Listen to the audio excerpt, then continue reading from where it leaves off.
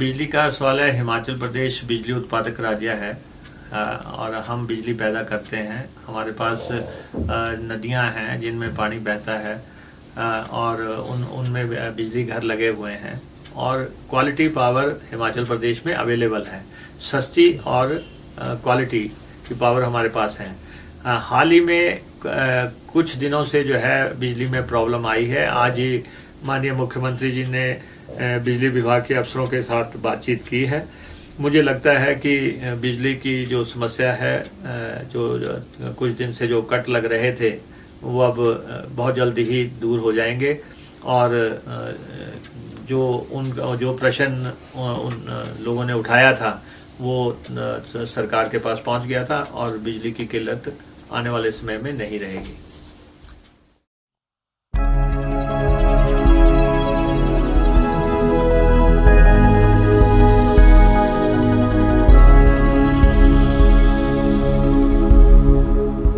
जहाँ तक हरोली से ऊना पुल का सवाल है, ये एक ख्वाब था, एक सपना था जो हकीकत में बदलने जा रहा है। पिछले लगभग 25 साल से इस पुल की चर्चाएं होती रही हैं। शुरुआत में इस पुल की कीमत कोई 7-8 करोड़ रुपए थी और इसको जो है पैदल चलने वाला राहगीरों के लिए या साइकिल ब्रिज बनाया जा रहा है। बाद में जब हम विधायक बने, हमने इसका प्रारूप बदला और हमने इसको मोटरेबल पुल बनाने का फैसला किया।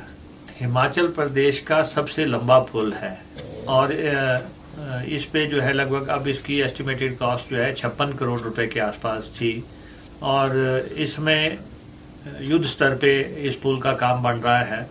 भारतीय जनता पार्टी के लोग अक्सर पूछा करते थे कि ये पुल कब बनेगा, क्योंकि अपने समय में तो इन्होंने इसके बारे में कोई सोच नहीं रखी और बाद में ये सवाल किया करते थे। लेकिन जब से ये पुल बन रहा है, इन्होंने ना कभी इसका स्वागत किया, ना कभी इन्होंने इसकी दाद दी। आने वाले कुछ अरसा की बात है, ये पुल बन के तैयार हो जाएगा। एक बड़ी कंपनी इसका निर्माण कर रही है। हम भी लगातार इसको मॉनिटर कर रहे हैं, डिपार्टमेंट भी इस पुल को देख रहा है। तो हमें इस बात का गौरव है कि हिमाचल का सबसे लंबा पुल जो है वो हरोली हलके में बन रहा है और हरोली से ऊना को ये जुड़ने वाली एक लाइफ लाइन है। इसके बाद जितने भी लोग लुधियाना से, जलंधर से, जेजो से, गढ़शंकर से, जिन लोगों ने ऊना जाना है या आगे देवरसिद्ध जाना है या और धार्मिक स्थलों पे जाना है, उन सब के लिए ये एक बहुत ही सुविधाजनक रास्ता हो जाएगा और ये अब कोई बहुत दूर की बात नहीं रही है इस पुल का निर्माण।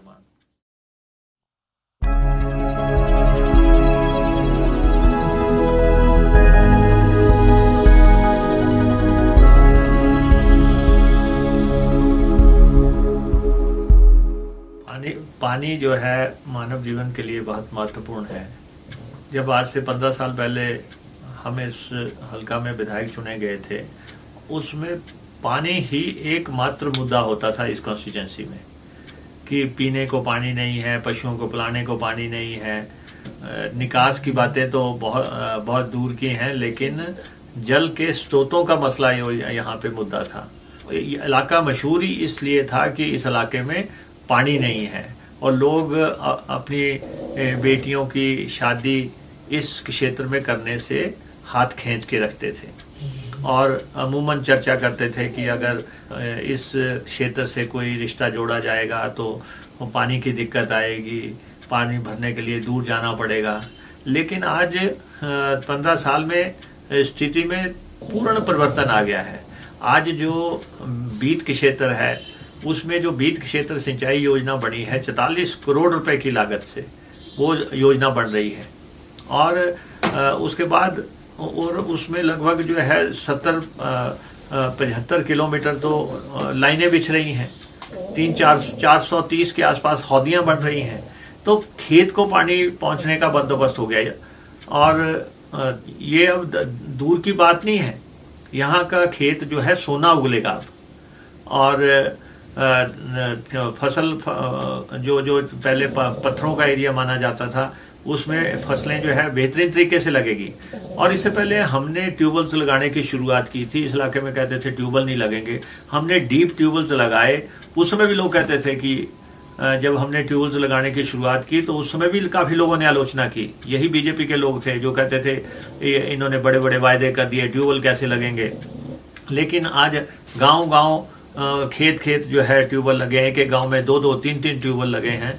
और हमारी कॉन्स्टिट्यूंसी में लगभग 250-250 ट्यूबवेल्स लग गए हैं और खेत को पानी का बंदोबस्त हुआ है। पेयजल योजनाओं का बड़े पैमाने पे विस्तार हुआ है। अंग्रेज अपने समय में टालीवाल की एक योजना बना गए थे जिससे कि पूरे इलाके को पानी लगता था। उसके बाद हमने अब दर्जनों स्कीमें जो है पीने के पानी की बनाई हैं, दर्जनों स्कीमें जो है खेत को पानी की बनाई हैं। और अब जो हम जो तालाब बना रहे हैं, जिसको लेके कि बीजेपी के पेट में बहुत दर्द होता है कि एक गांव में ऐसे तालाब थे, टोबे थे जो नाकारा पड़े हुए थे। हमने उन एरियाज को चुना, उनको सेलेक्ट किया, उनके लिए पैसे का बंदोबस्त किया, उसको पर्यटक स्थल के तौर पे विकसित किया, या उसमें हमने पानी डालने का बंदोबस्त किया, या उसमें जो है फिशरीज का काम शुरू हुआ। आय का इनकम भी बना है, पर्यटन का स्थल भी बना है। अब हर स्थल को लेके ये चले जाते हैं कि ये स्थल तो जो है 50 लाख से विकसित हुआ, जबकि कोई जो चीज़ 10 लाख से बनी है या 5 लाख से बनी है उसको 10 लाख तो या 10 गुना तो ज़्यादा उसका रेट लगा के तो ये पहले ही बोलते रहते हैं। तो इन ये क्या बोलते हैं, इससे हम बेपरवाह हैं। हम ये इन्होंने कभी एक तालाब बनाने की नहीं सोची। आज केंद्र की टीम आई थी, उन्होंने हमारे तालाब देखे और उन्होंने इस बात की दाद दी कि हिंदुस्तान में हरोली विधानसभा एक ऐसा क्षेत्र है जिसमें कि ये तालाब बन रहे हैं, जिसमें जमीन में पानी का डालने का बंदोबस्त हो रहा है, जिसमें कि मछली पालन का बेहतरीन कारोबार होने शुरू हो गया है, जिसमें कि पर्यटक स्थल के तौर पे ये इलाके विकसित होने शुरू हो गए हैं।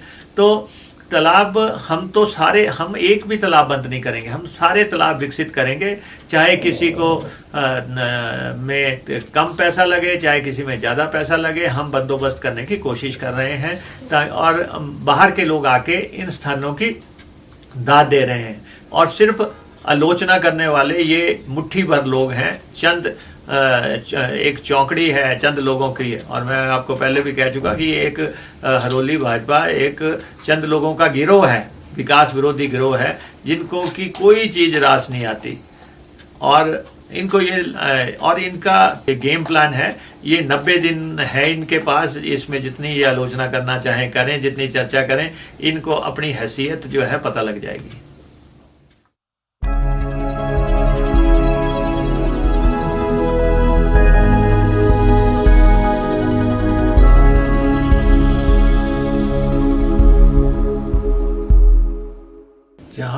जहाँ तक हरोली में विकास कार्यों का सवाल है तो रिकॉर्ड तोड़ विकास हुआ है और हर क्षेत्र में विकास हुआ है और लगातार हो रहा है। इसका लोहा जो है पूरा प्रदेश मानता है। सब लोग जिन्होंने इस ग्रामीण कॉन्स्टिट्यूंसी को पहले देखा है और जो आज के दौर में देख रहे हैं, वो इस बात के गवाह हैं कि हरोली ने किस ढंग से तरक्की की है। इलाका जो है 25 साल आगे चला गया है। इन विपक्ष के लोगों का जहाँ तक सवाल है, इन लोगों की मजबूरी है टिकट हासिल करने के लिए मुकेश अग्निहोत्री का विरोध करना है। टिकट की कतार में आधा दर्जन से ज़्यादा लोग लगे हुए हैं। उनके पास एक ही फार्मूला है, जो सबसे ज़्यादा मुकेश अग्निहोत्री को गाली देगा या आलोचना करेगा, उसे लगता है कि वो टिकट हासिल कर सकेगा। जबकि हम चिरतर हनन की राजनीति में विश्वास नहीं करते। हरोली में विकास के जो मीनार कायम हुए हैं, जो वो अद्भुत हैं।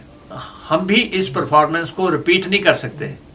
और जहाँ तक विपक्ष का सवाल है, ये आए दिन किसी न किसी विकास के प्रोजेक्ट के पास चले जाते हैं, वहाँ पे जाके नौटंकी करते हैं। आज जो है कभी ये बकरियां लेके चले जाते हैं, कल दिन को ये मदारी बन के जो है बंदर लेके जाएंगे, और कल दिन को गधे लेके जाएंगे।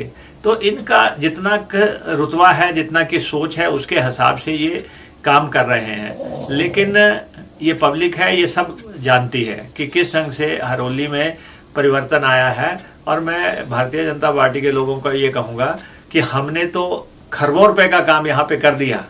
जिस दिन ये एक शौचालय भी बना सकेंगे हरोली की जनता के लिए, उस दिन हम देखेंगे, क्योंकि ये तो एक मामूली शौचालय तक इस हरोली हलके को नहीं दे पाए हैं।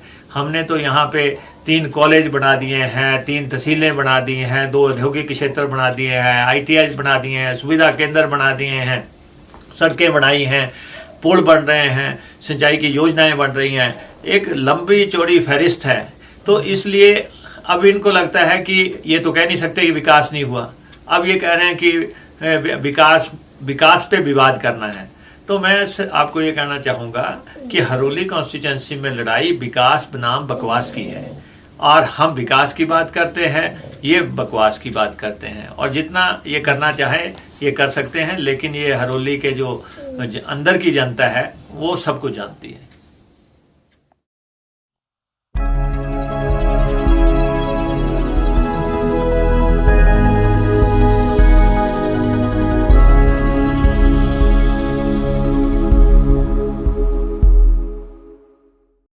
प्राइमरी असिस्टेंट टीचर्स जिन्हें कि हम पैट कहते हैं, इसमें कोई दो राय नहीं कि वो हमारे पेज पे या हमारे फेसबुक पे लगातार कमेंट कर रहे हैं।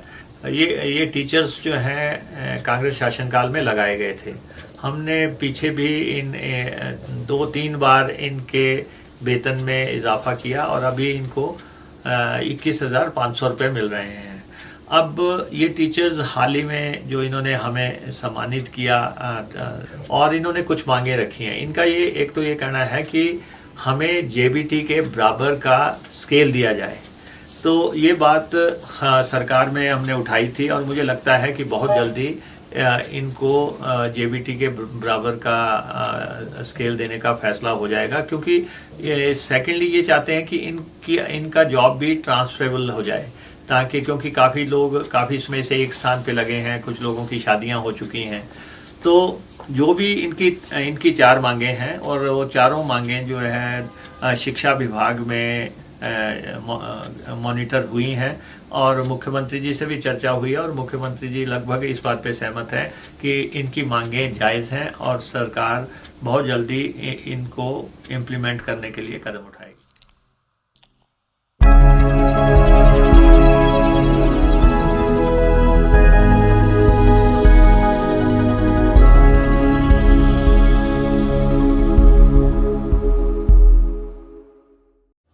हरोली भारतीय जनता पार्टी पूरी तरह से दिशाहीन लोगों का जमावड़ा है।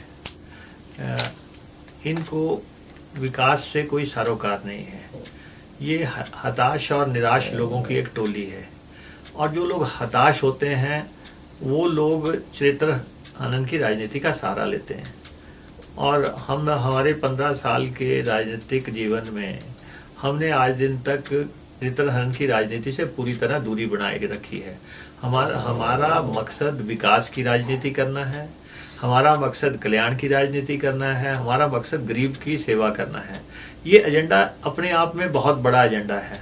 हमारे पास इतनी फुर्सत नहीं है कि ऐसे लोगों के सवालों का जवाब दिया जाए, और जवाब भी उस व्यक्ति का दिया जाता है जिसकी कोई औकात होती है, जिसकी कोई हैसियत होती है। अगर वो टिप्पणी करें, ये लोग जिनका ना कोई पास्ट था, ना जिनका कोई भविष्य है, ऐसे लोगों की बात का कोई हम जवाब नहीं देना चाहते, और हम अपने एजेंडे को लेके चल रहे हैं। और हरोली में विकास की जो आंधी चली हुई है वो सब लोग इस समय जान रहे हैं। इनकी हालत तो ये है कि हाल ही में इन्होंने रथ यात्रा की थी, और रथ यात्रा के लिए जब ये फ्लेक्स बनाने के लिए ऊना में गए, तो फ्लेक्स बनाने वाले ने ही इनको ये कहा कि आप काहे को ये फ्लेक्स बना के पैसा बर्बाद कर रहे हैं, जबकि उस इलाके में इतना विकास हुआ है। आप सबको तो मिल के जो है उनके किए हुए कामों का सारे में प्रचार करना चाहिए, और आप लोग जो है विरोध की राजनीति कर रहे हैं। और जबकि ये बात जो है किसी एक व्यक्ति में नहीं है, ये पूरे हिमाचल में, या अब पंजाब में भी चले जाएं, चंडीगढ़ चले जाएं, शाहपुर चले जाएं, नंगल चले जाएं, गढ़शंकर चले जाएं, कहीं भी चले जाएं, हरोली के विकास की बात होती है। हरोली का व्यक्ति जो बाहर रहता है, जब वो आके क्षेत्र को देखता है और जब वो देखता है अद्भुत रेन शेल्टर्स देखता है, चौक्स देखता है, तालाब देखता है, या जो है लाइटिंग देखता है, सड़कें देखता है, तो उसको लगता है कि मेरे इलाके ने विकास किया है। हाल ही में मुझे चंद फौजी मिले थे जो कि कुछ साल पहले फौज में गए थे। जब आके उन्होंने अपने इलाके को देखा तो उन्होंने कहा कि हम सारी दुनिया घूम के आए हैं और हमें अब सुकून मिला है कि हमारे इलाके ने भी तरक्की की है, प्रगति की है। इसलिए हम चरित्र हनन की राजनीति से बेपरवाह हैं, और जो लोग ऐसी घटिया मानसिकता के लोग हैं उनको जनता खुद ही जवाब दे देगी। मसला तो सिर्फ 90 दिन का है।